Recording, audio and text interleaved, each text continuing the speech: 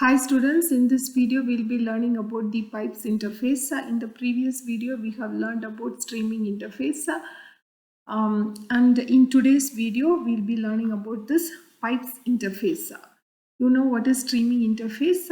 It is the feature of Hadoop that enables programmers or developers to write the mapper and reducer script in any language like Ruby, Perl, Python.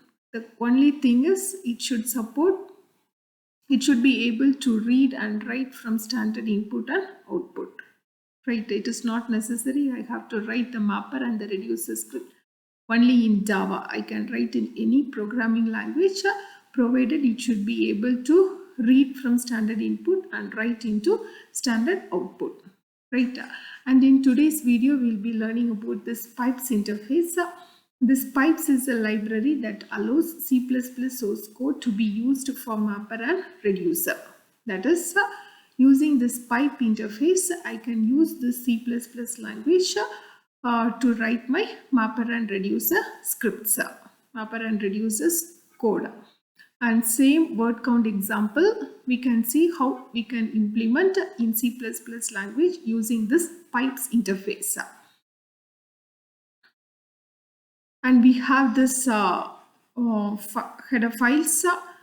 We have to include all this strings and standard int.h. It is used to prevent this long signed long integer errors, and we have this pipes and string utils which is used to specify the reader and the writer. And I have my word count mapper class. This first part, as you know, it is your mapper, and this mapper class, it extends Hadoop pipes and mapper. It has a constructor, you know, constructor name, it should be same as that of your class name. And here what I am doing is like, you take a line, you have to break into words, right? You take a line and you are breaking into words. You are splitting the string into words, into tokens, and you know, between each word I'll have a space. Using those space, I'm splitting it, and to each token, or I can say to each word, I'll be assigning a value 1. Right, I'll be assigning a value 1, and this list of key value pairs will be the output of my mapper script. And coming to this reducer,